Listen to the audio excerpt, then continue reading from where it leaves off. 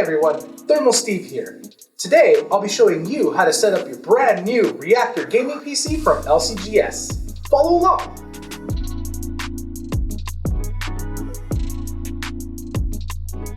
Alright everyone, in order to get the system prepped and ready, we're going to need to get it out of the box.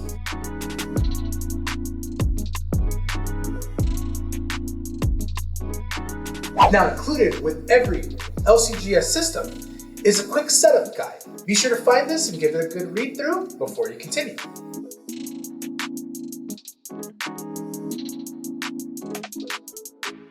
Included in each LCGS system are additional cables and accessories that come with the system itself, so be sure to reference them in this bag here.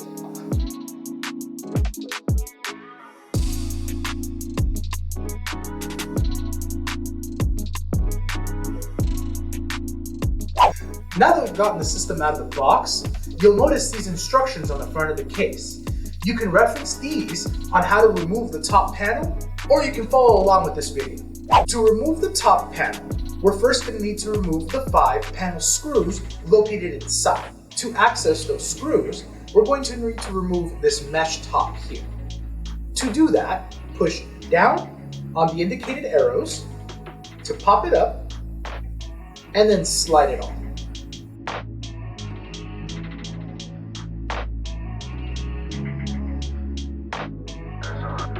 Now with the screws removed, we simply pop the top off like so, and the top panel will come right off. Now with the top panel off, we can safely remove the tempered glass panels. You can remove the front panel by simply sliding it up, and the 2 side panels here. You'll notice that there's some packing material and instructional material inside the system. You'll want to go ahead and remove that as well. With this system, we have motherboard accessories and the user manual. We have protective foam for the graphics card. And we have packing material for the system. This packing material will hold all of your components in place during shipping. To remove the foam packing material, simply push it in from one side and slide it right out of the system. You'll also want to make sure to remove the cardboard covers that are located right on top of the fans here and up top. We'll go ahead and remove the cardboard now.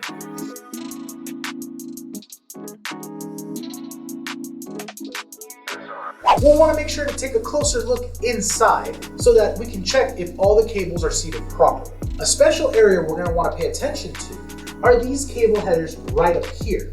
We'll want to make sure that these cables are nice and secure as you see here. Now that we've checked our internal connectors and made sure that everything is seated properly, we can go ahead and work backwards to reassemble the system and get it ready to plug in.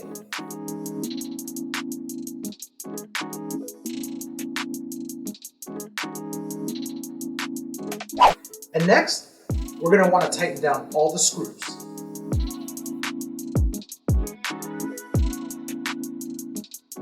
Now that we've installed all 5 screws, we can now begin to hook up our components, our peripherals, and video to the system. You'll want to make sure to leave the top panel mesh installation for the very end. Now, whether your monitor supports HDMI or DisplayPort, you'll want to make sure to plug your video cable in directly to your graphics card. You can find your video card located right here. Now, we're going to install our HDMI cable to the video card. You can use this hole to route your cables. You'll want to make sure your cable is nice and seated before you proceed to plug in your USB, internet, and Wi-Fi antennas here. Now that we've got our video and peripheral cables plugged in, we'll move on to plugging in our power supply. The power supply has a cable, and that cable will only plug in one way. Also note the power switch for the power supply. We'll want to make sure that it is in the line position for on, and not the circle position, meaning off. Now that we've installed all of our video and peripheral cables, we can go ahead and install the upper mesh panel. And you can do that by lining up these two tabs to the top of the panel. And now we're ready to turn the system on. You can turn the system on from here. And there you have it. From here, you'll be able to enter the Windows operating system and configure your profile and settings. That's it for today's video. I've been Thermal Steve, and I'll see you on the next one.